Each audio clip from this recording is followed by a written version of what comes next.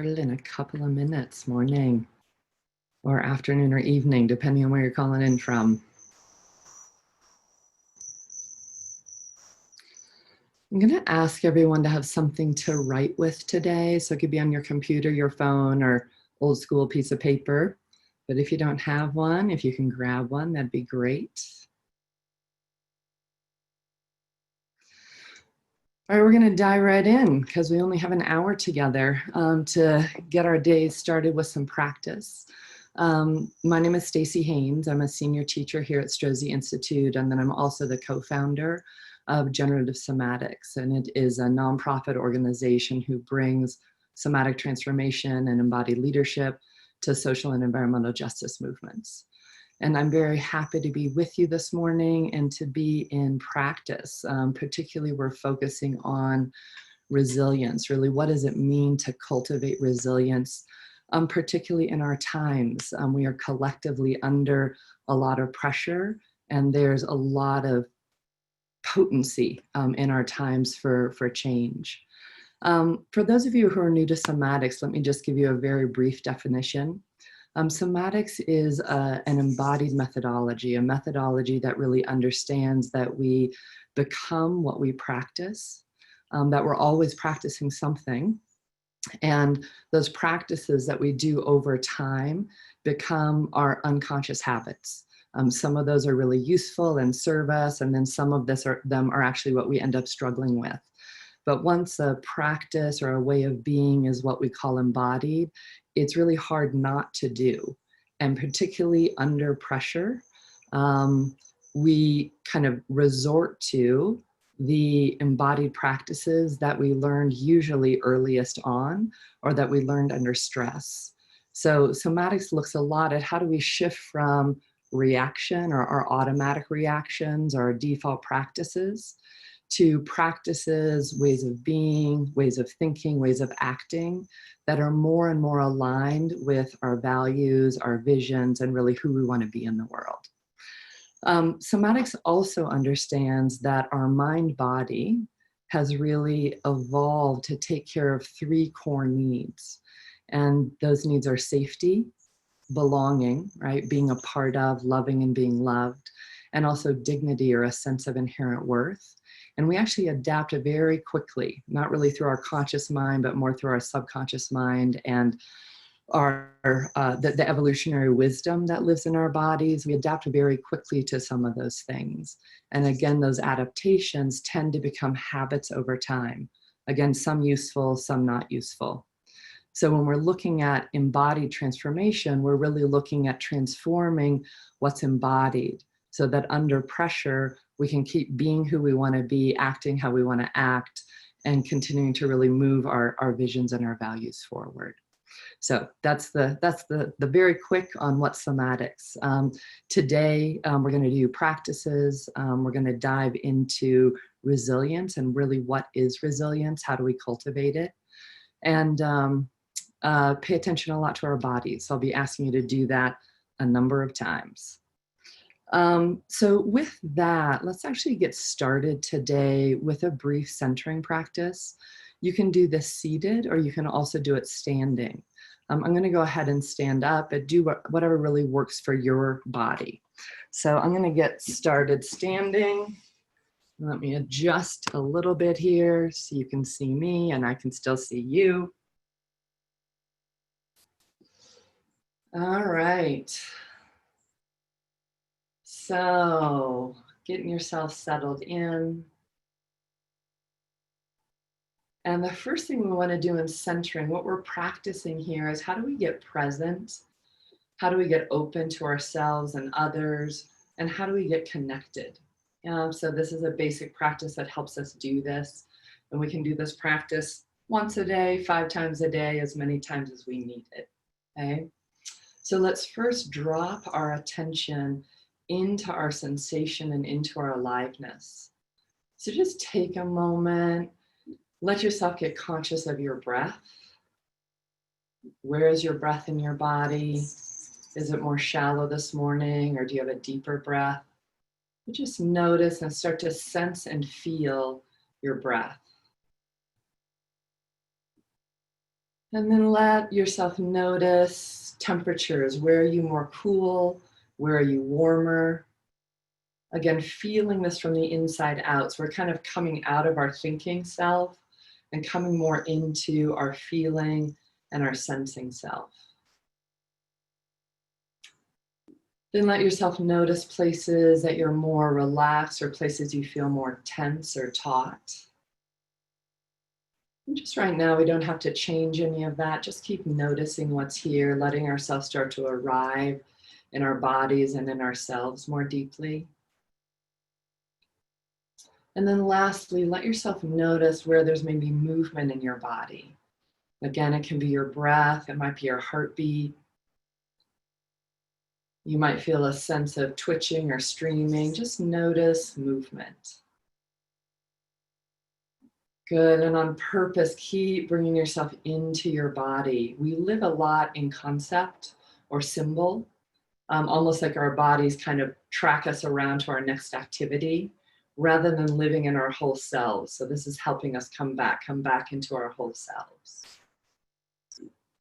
And then take a hand and just place it on your lower belly. Yeah, kind of your thumb and your belly button and your hand resting below that. This is what we call center.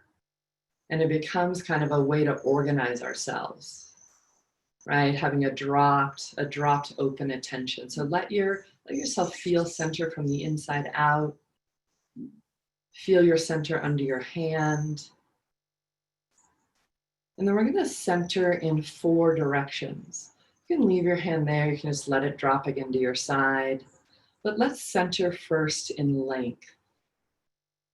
So letting yourself settle into your lower body, right? Maybe feel your feet or your hips in your chair. And at the same time, lengthen up. So we're settling and we're lengthening at the same time, coming into your full length and really balancing top to bottom. Again, letting center be this organizing place in the body. Take a nice big breath into length, make a little bit more space between your vertebrae. Maybe soften your jaws at the hinge and at the chin. And then inside of length, we're going to practice centering in dignity, right? The inherent dignity of all life, including you. Just let yourself feel for that and find that for a moment.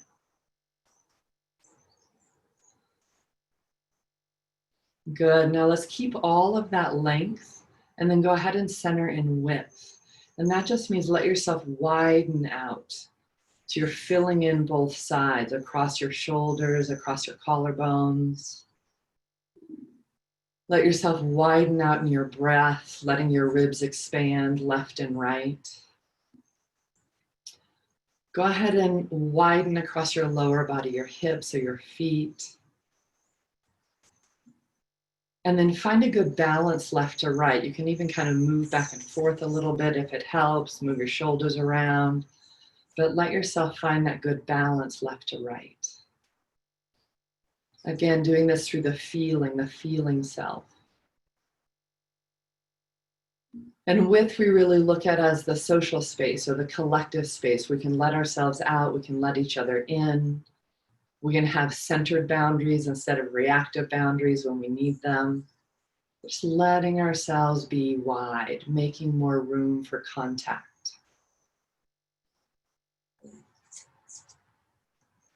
All right, good. We have length, we have width, and now we're going to go in that third direction of depth, which is really back to front. You can just check in how you're standing or sitting. Just check that you're not pushing forward or you're not pulling back. But again, you have this good balance front to back. And then really open to the senses in your back body. You might feel the clothes on your back. You might feel or soften the back of your heart. Relax your glutes. So many of our sensing organs are in the front, so we really want to tend to the back. Just opening to where we come from, who's at our backs, the history behind us. And then come through your internal space, right? Making more room for your organs, your brain, your guts, right? All this life that's happening inside of us all the time that we half the time ignore. Yeah. So just feeling for your muscles, tissues, all the way to your front body. Good. Back side, inside, front side, and again, finding that balance back to front. And if you can, just make like 2 or 3 or 4% more space in your depth. So there's more room for you, there's more room for feeling, there's more room for breathing.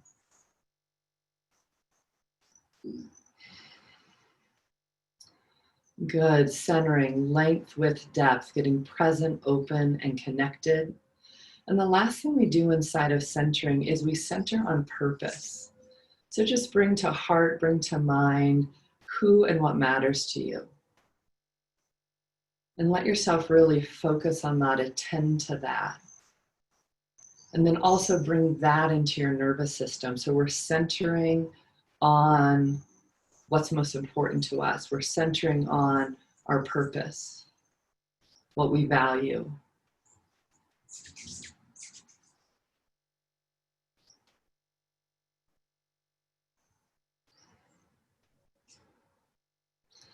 All right, good. Getting ourselves prepped for the call here. Let's go ahead and sit back down if you're standing. And then go ahead, the last thing we do is go ahead and notice what our mood is. So if you can just drop into the chat, how's your mood or how's your emotional state as we get started today?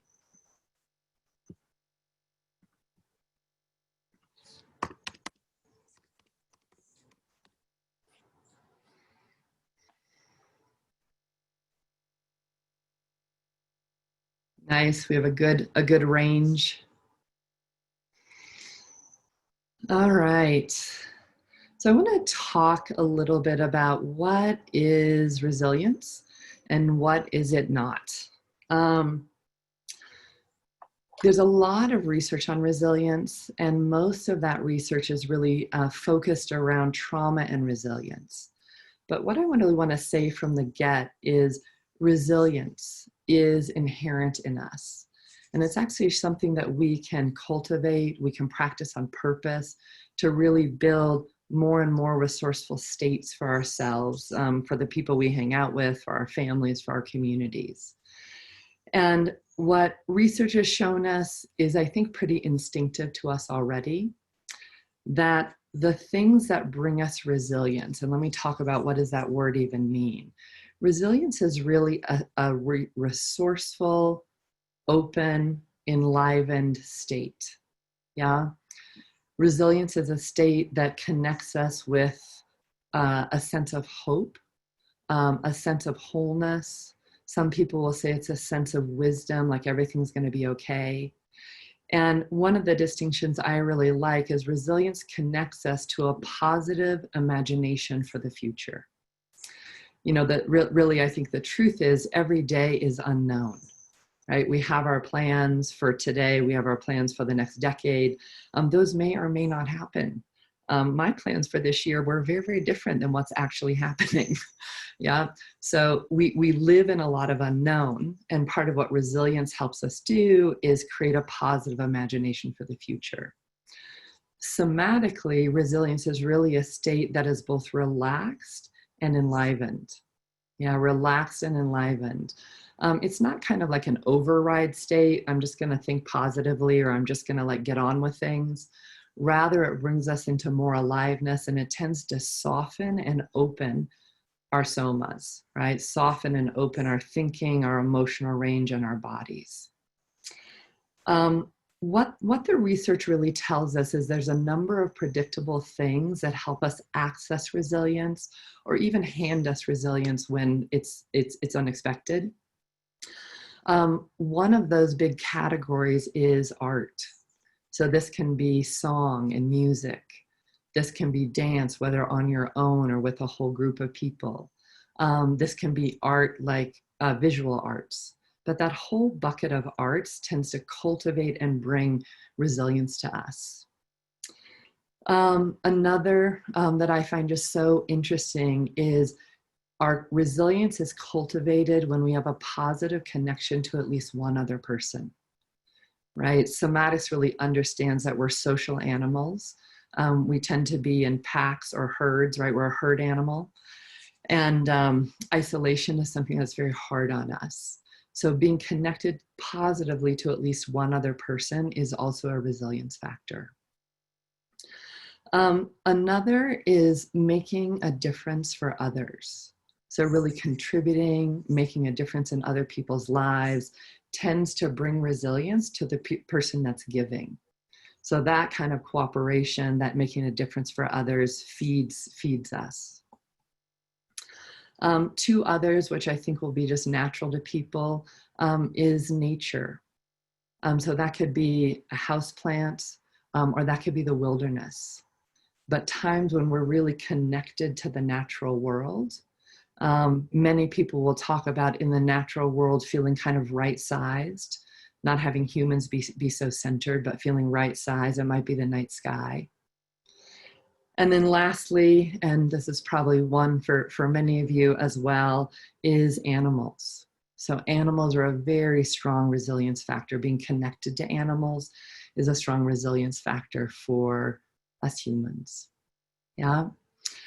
So I'm going to ask you, just kind of hearing those kind of the basics of what the research shows, what of those do you relate to? So on your piece of paper, your computer, your phone, just write down at least two, right? Animals, nature, art, connection to others, making a difference for others. What are two of those that you relate to and that you see kind of through your life and through time? They bring you back to that more resilient or resourced or hopeful state. Okay, I'm going to ask you, you can keep writing, to do one more thing, is under each of those, think back to a very specific experience of that. So maybe it was a time dancing, maybe it was 10 years ago or 2 months ago, right? Or maybe that last time in nature where you just went, oh God, it's so nice to be out and connected, right? What are experiences, specific experiences connected to those two pieces that you wrote down? I'll give you a moment here.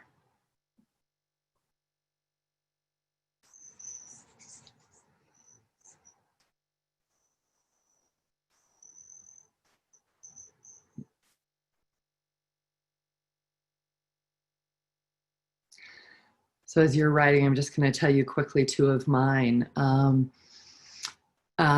few years ago, a friend and really a beloved person in community unexpectedly passed away. And at their memorial service, one of the things that they loved is they loved music and dancing, and particularly line dancing. And at their service, we cranked up their favorite line dance, and there's probably 40 of us just doing this line dance together. And the level of like love and aliveness and moving together really in honor of her was amazing. Yeah, so that was a very particular experience of resilience and collective resilience. Another is I was raised high up in the Rocky Mountains in Colorado, and I'm actually back there right now. And yesterday I was on one of my favorite walks in my hometown. So I've known this walk through the forest for a long time. And out of the brush came a moose. And I don't know if you've ever seen a moose, but they are very big. They're very big, and there are a lot of moose up here. And I just paused and at first was like, okay, am I oriented in a safe place, and am I giving her enough room? But then I got the chance to watch her just move through the brush and clomp across the creek that I was walking next to. And there was another moment where I just went, oh, let this in. This is so beautiful, yeah, to be able to see her and be with a very different kind of life, yeah. So resilience, concrete experiences. Yeah, what are some of yours? Because we're going to use those to cultivate and practice resilience and kind of let ourselves be more accessible, yeah, to resilience. Before we do a little bit more practice, I also want to take a moment and talk about what resilience isn't, because resilience can get very complicated in how it gets used. Resilience should never be used to explain away oppression, right? Or to make excuses for oppression. So one of the ways that resilience can get talked about, sadly, in the literature is like a stereotype. Well, poor communities, they're so resilient, right? Or oppressed communities are resilient. Now that does not mean that peoples are not resilient. We are, but using it as an excuse to not address social injustices, we never want to use resilience like that. One of the places that resilience is really being used a lot right now as well is inside of the military. And it's not inherently being used to help people heal from combat or from their experiences, but to get soldiers back into combat more quickly.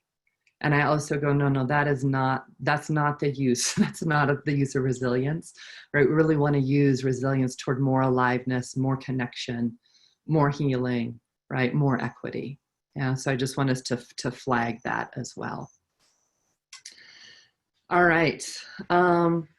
So I want to ask, I'm going to ask a person, feel free to say no to this, but Brenda Goodwin, I saw you come on early and I just kind of thought of you, or would you be willing to do a brief resilience demo with me? If you can bring yourself off mute, and no is a fine answer. Oh, yes. Oh, that's exciting. Thank you. Thank you. Thank you. So let me tell you what we're going to do so there's no surprises here. But I'm going to ask you about one of these very specific experiences of resilience. I'm going to ask you about what it feels like, what it felt like in your body, emotionally. And then we're going to practice kind of turning it up and turning it down to see what really works best for your nervous system and for your body. Does that still sound good? Okay. Okay. All right, awesome.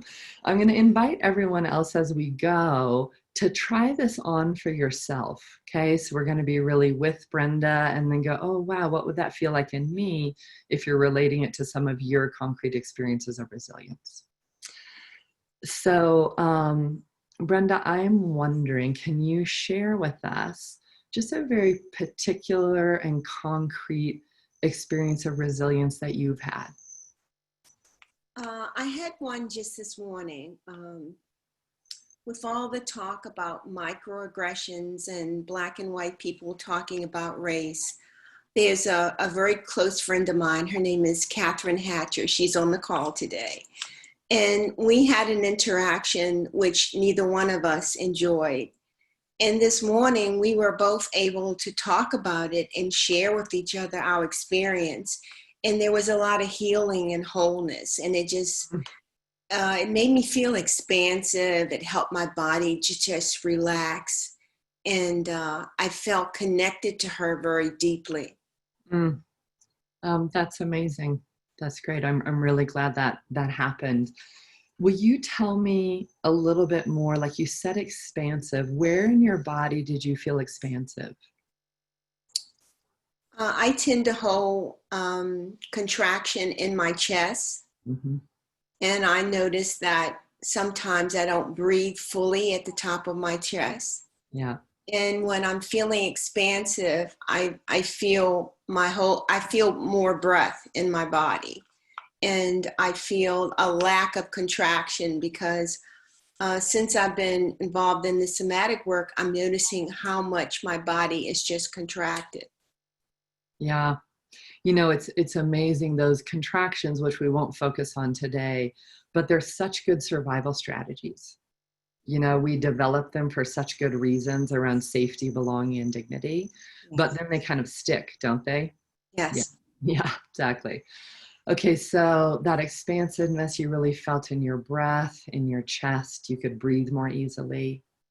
Okay, did you feel that expansion in the back of your chest also? No, Okay, just mostly in the front. I don't put a lot of attention back there, unfortunately. Yeah, It's not my body tendency to do that. that's all good. That's all good. Okay, and then when you said that you felt connected again, like you had really gotten to be authentic, and it sounds like you had very much been heard or received, and that you felt connected. Tell me about what it feels like in you to feel connected like that. It makes me feel safe. And companionship is very important to me. Um, we studied the Enneagram on Enneagram type 6, so I tend to feel unsupported. Mm. And when I have that kind of connection with someone, I feel really supported. It makes me feel safe. It calms down my nervous system. Okay, good. And where in your body do you feel safe? Where in your body do you feel supported? How do you know that?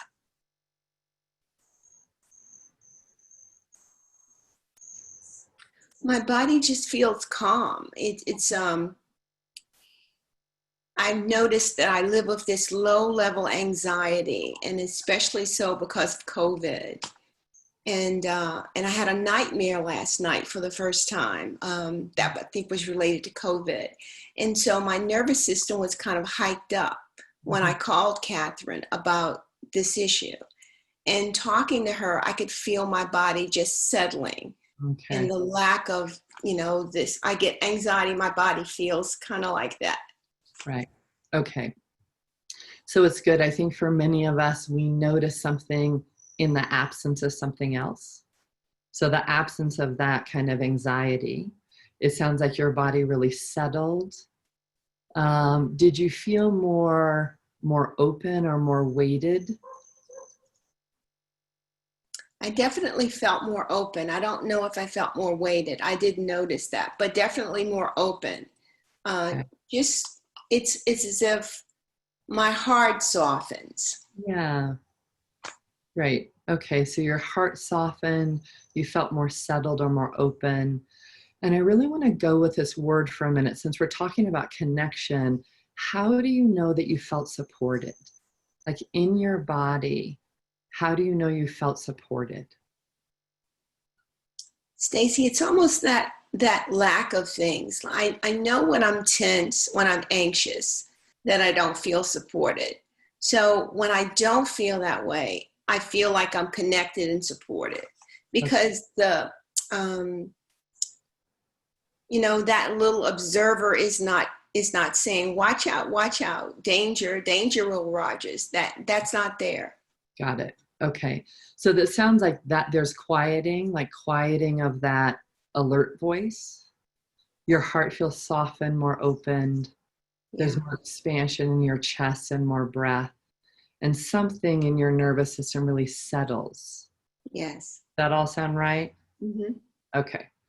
Two more questions. Um, in all of this expansion and connection, feeling supported, what do you notice in your lower body? Nothing. Okay, it's all good. Okay, okay, I'm good. just learning to pay attention to all that, Staci. Perfect. It's In great. 2 courses, I'm taking the Coaches Rising course at the same time I'm taking this, so I'm getting as much as I can. It's great. It's great. You know, most of us have really been taught not to pay attention to our aliveness unless something's wrong. And Right? Staci, that's something I want to ask you about because you guys talk about aliveness a lot. So how would you articulate what aliveness feels like? Yeah.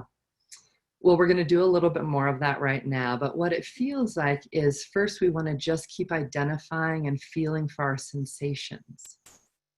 And sensations can be temperatures, they can be pressure. Like I'm feeling the pressure of my weight on my seat right now.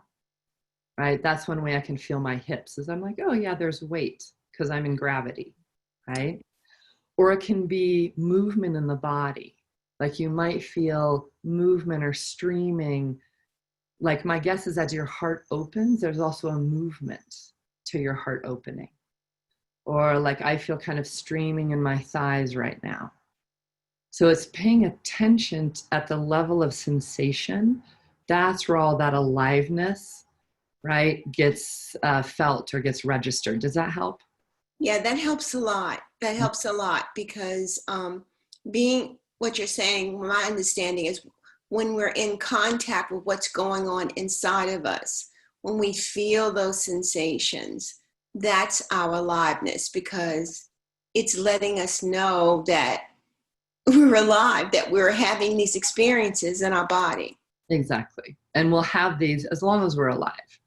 And then when we're dead, who knows what happens, right? That's another vast unknown. Yeah. But exactly, that is our basic aliveness. And then we tend to have interpretations about our aliveness, right? Like I'm safe or I'm not safe. I'm supported or I'm not supported based on what's happening. And often those interpretations are so quick that they may or may not be grounded. They may or may not be connected to what's going on, which is why it's so helpful to come back into the sensations and go, what am I sensing? What am I feeling? What do I need? Right? All of those things. Yeah. All right, but let's come back to your conversation this morning. And let's come back to that breath, that expansion. Yeah, that softening and opening of the heart that got to happen. That experience of being safe and supported. Good, you in touch with all of that? Yes. Okay, good. So just stay there, find to keep your eyes closed. Now we're going to kind of experiment with turning all of that resilience or that sensation up, maybe 5 or 7 degrees, almost like a volume knob. You could just gently turn it up and just notice what happens in your body. Notice what happens in your emotions when we turn up that expansion, that softening of the heart, the breath. What do you notice? For one, a smile comes to my face. I feel happy. I feel actually my chest kind of opened up a bit and my shoulders relaxed because I tend to keep my shoulders up a little bit. I felt them relax. Great. Okay, so just keep feeling that. We've turned it up a little bit. The smile came, right? More expansion in your heart and your chest, your shoulders relaxing a little bit. And it turned up like that. Do you want to turn it up anymore, or is this good? This is good. Okay, awesome. And about what percentage turned up is this? About 5%, just enough to feel a little bit of an increase, and I'm happy there because I'm talking to you in front of all these people, so I don't want to go too far. Okay, good. Okay, good. Okay, good. So now we're going to try, let's go back to neutral for a minute, or kind of your neutral resilience. So down that 5 degrees or 5%. Okay. And then let's also just really gently turn it down now, like we're softening the volume, maybe 3 or 5%.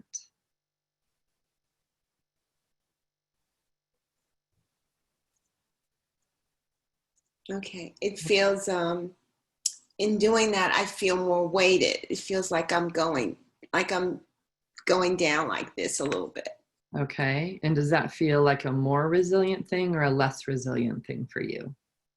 Really, it feels more grounded. I notice I have a tendency to get overexcited about things and then I lose my ground. Mm-hmm. So going down a little bit, I felt more grounded. Okay. And how did you feel more grounded? What did you feel in your body?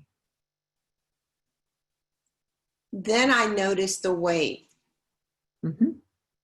And almost like being more connected to the earth. Nice. So more weight maybe in your belly or your hips, or more weight in your lower body? I could feel it a lot in my hips. Great. Okay. And then with that weight, can you still feel that your heart is more softened or your breath still has some expanse to it? I think my breath, I lost a little bit of expansiveness around my breath because my attention went to the weight. Okay, great. Okay, good. And so for you this morning, is turning it up or turning it down, or that kind of neutral, resilient place, what feels the most resilient or resourceful for you right now? I think it's really easy because it's turning it down a little bit because my nervous system tends to be kind of upregulated. So turning it down a little bit really worked for me. Awesome. Okay, awesome. Great. And it could also be that you could turn it down and consciously let your breath stay expanded. Can you try that on? So that turn down, and then still that relaxed expansion to your heart and to your breath, but in a way that lets you stay grounded. How's that feel? That feels really settled, grounded and settled. Awesome. Okay, awesome. Great. So first of all, thank you for doing this demo with so many people here.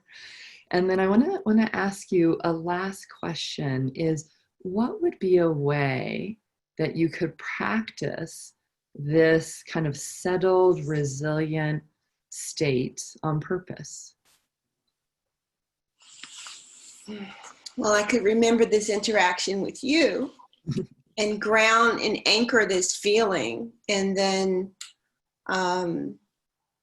since I'm a coach, I'm an executive coach, then I would use it as a practice for me, like maybe trying to do it like at least once or twice a day, or doing my best to remember it when I'm in a situation where I go to that place of feeling safe and connected.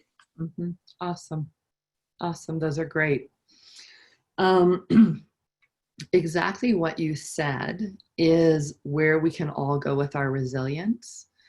So we can daily, I really encourage people to daily remember an experience of resilience. Feel it really deeply in the body, just like you did. And then really ask ourselves, because we do all have defaults, like you talked about that your nervous system runs a little high or a little anxious. Mm-hmm. To really go, let me turn it up and feel it. Let me turn it down and feel it. Which is the best for me? Mm. And then you can even take 90 seconds, you can take 5 minutes of really being in that resilient state. What that starts to do is it helps to train our nervous system and give our somas and our bodies more easy access to that state. Yeah.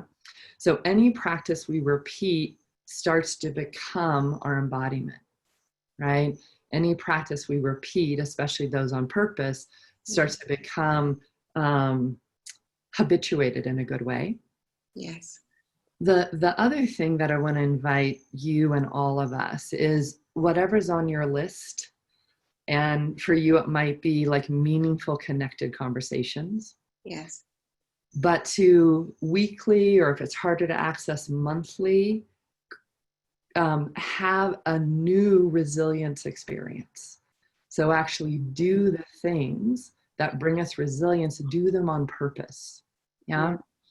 So one of the things when I'm in the mountains is I just know it's my dose of resilience because I feel deeply connected to the land here. I feel like nature's beauty is bigger than people, which really helps me because humans, we can get so complicated. But on purpose, I'll go, no, this is a hike or a walk for resilience. And I get in my body, I feel myself, and I try to let the beauty in, right? So we can purposefully, right, dance. We can purposely listen to music. We can purposely have a connected conversation and then let it into our nervous systems. let it into our tissues and our musculature. So we're literally watering, right, or nourishing our resilience anew. Mm, Yeah. yeah. Can you That would imagine be, what? Oh, that go would be a yummy thing to do, right? ahead. It's true. It's true. A worthwhile way to spend our time, right? Yeah. If you were going to do one monthly, what might yours be?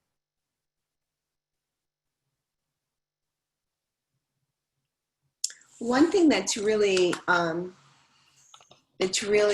bringing up a lot of appreciation is my dear friends that are white are having these conversations with me from a very courageous place. And they're learning, and that's really gratifying for me. So remembering those conversations, and I'll probably have one at least once a month. So that would be a very natural thing for me to do. Beautiful. Beautiful. Thanks also for your generosity. Thank you, Staci. I'm enjoying all the time and all the lectures and all the wisdom that you're sharing with us. Thank you so much. Thank you. Thank you. You're getting good love through the chat too, if you want to take in some appreciation there. Okay, because this was a scary thing for me to do. Yeah, that was awesome. Thank you. Thank you. Yeah.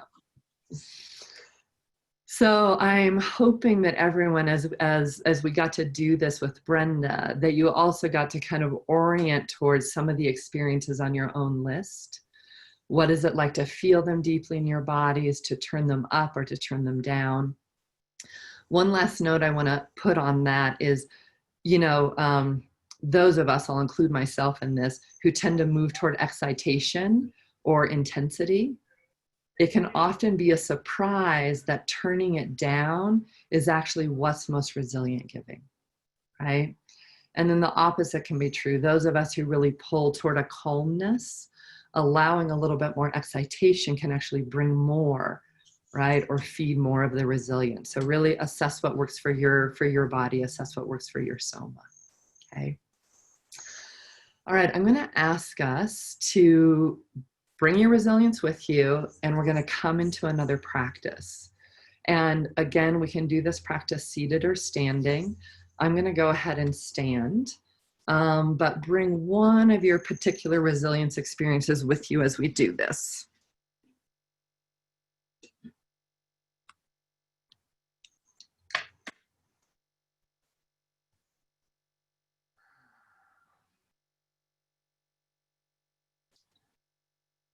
So some of you may have done this practice before. It's called a rowing practice.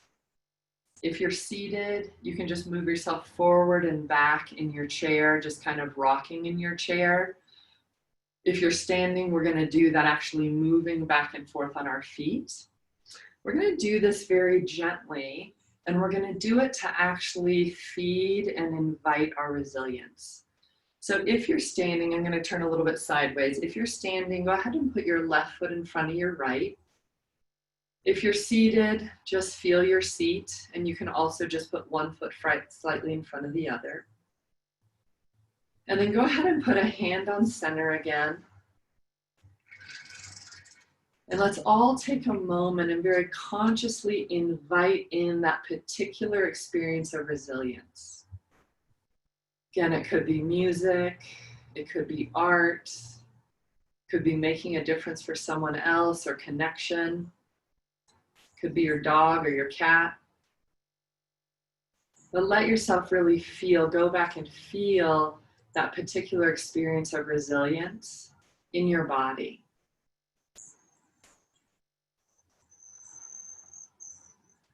And keeping that sensation or that image or that sound with you, we're just going to start to move. We're going to bring our weight forward, and we're going to bring our weight back. And forward and back. Almost as if we could bring more energy or more aliveness to that resilience. Same thing in the chair, you just lean forward and back. And then we're going to let our hands go forward and back, forward and back. You can have your palms open Or like we do, you can grab the oar. Good. Keep bringing your attention to your resilience. And as we move, see if you can feed it or bring more energy to it.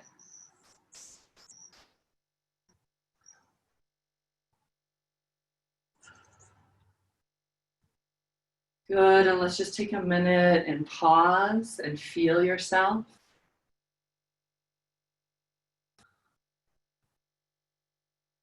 What do you notice in your heart? What do you notice in your breath? What do you notice in your lower body as you're inviting in that experience of resilience and revisiting it?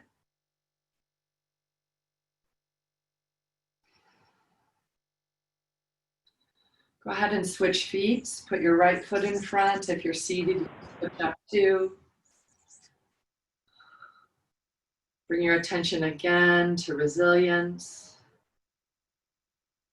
And one more time, let's move and see if we can bring more energy to that. Let it open us more.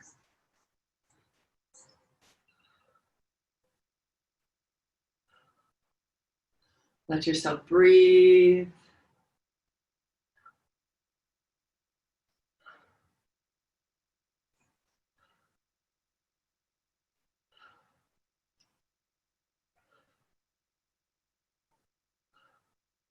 And pause again. Just feeling.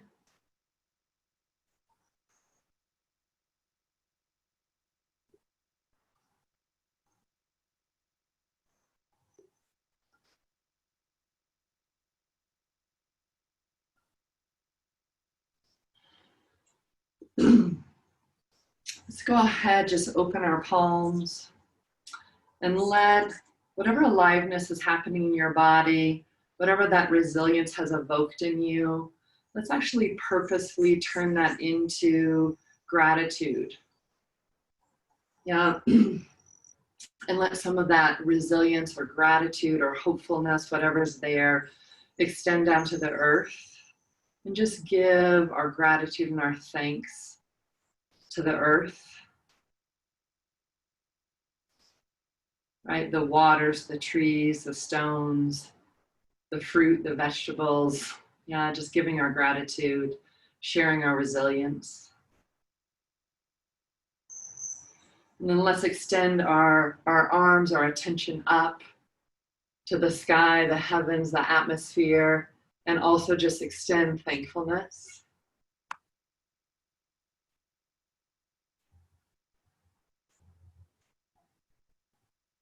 Could be that's also a place that you gain resilience. You can also let more of that in the exchange. And bring our hands out and extend our gratefulness to people, even when it's complicated. And if connection or making a difference for others is also a place you gain resilience, let some of that in.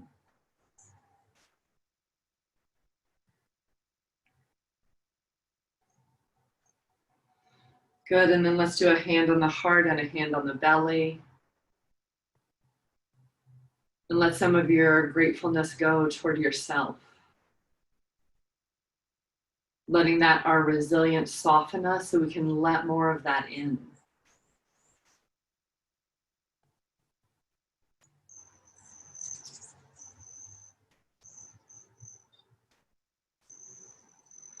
All right, let's come back together seated again.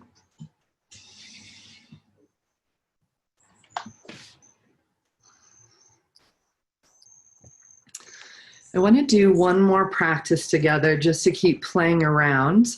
And then we'll do some goodbyes. I'm going to play. Hold on, I just saw a question that I think it might be useful to answer before we play around a little bit more.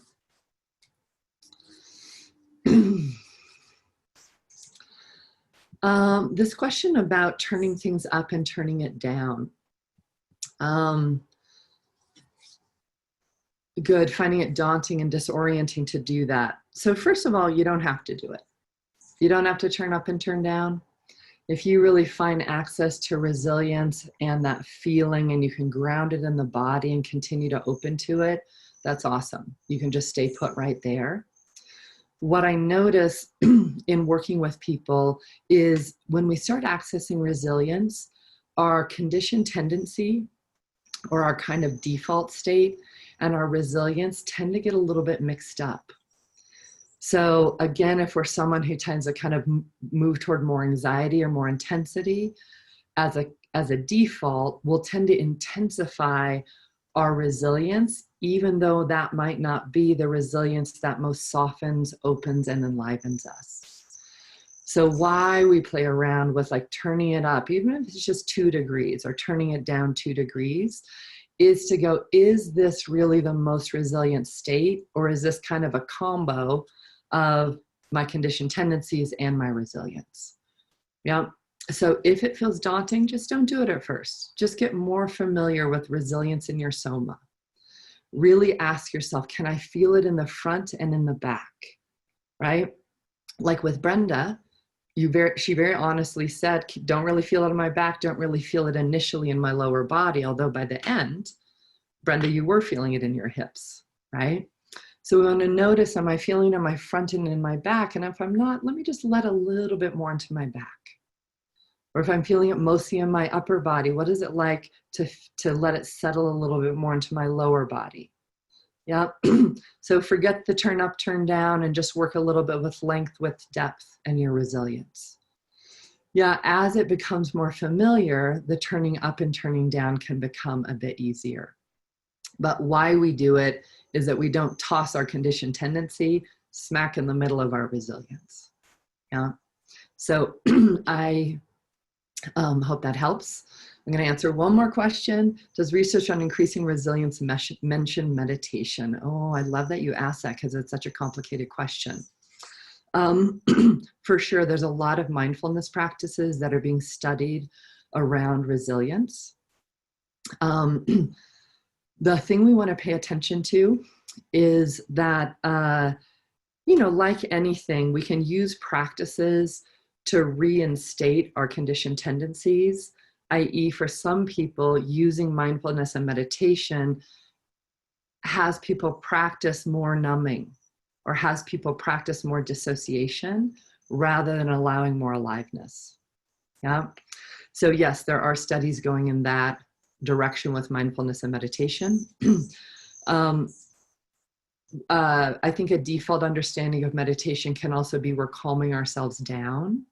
And resilience is not always calming. Sometimes resilience is like, boom, I feel so alive, right?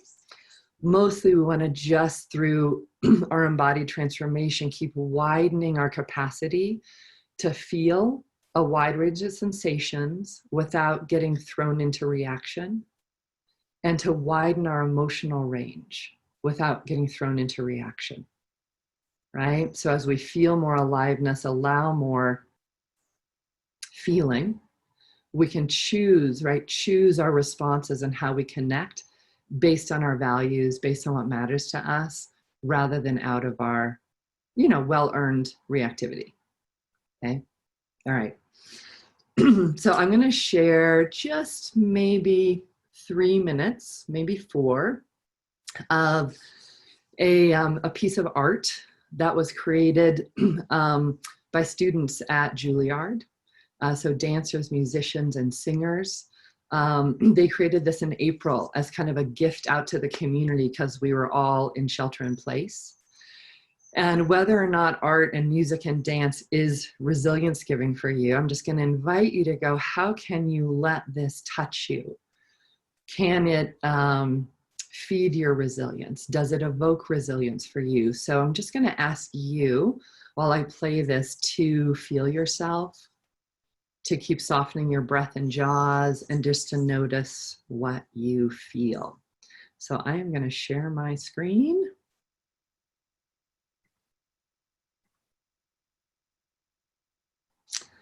And let's all feel ourselves as we get to listen to this.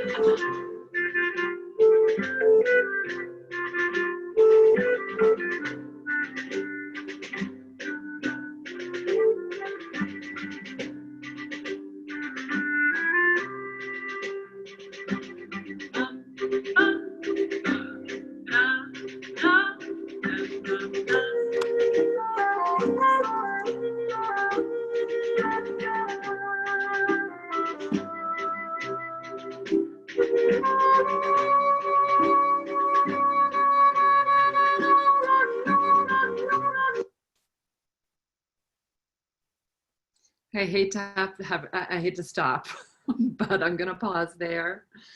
And I'm going to actually put the link right here if y'all want to go watch the whole thing. It's awesome. So thank you for being in practice together today. And I do really encourage you to be in daily resilience practice, even if it's 5 minutes like we did, and to weekly or monthly put yourself in a new experience as best as you can to really keep feeding and nourishing resilience. Most important thing, let it into your tissues, let it into your senses, right? Let it into your body. That's the place where we really develop those new habits, those new practices.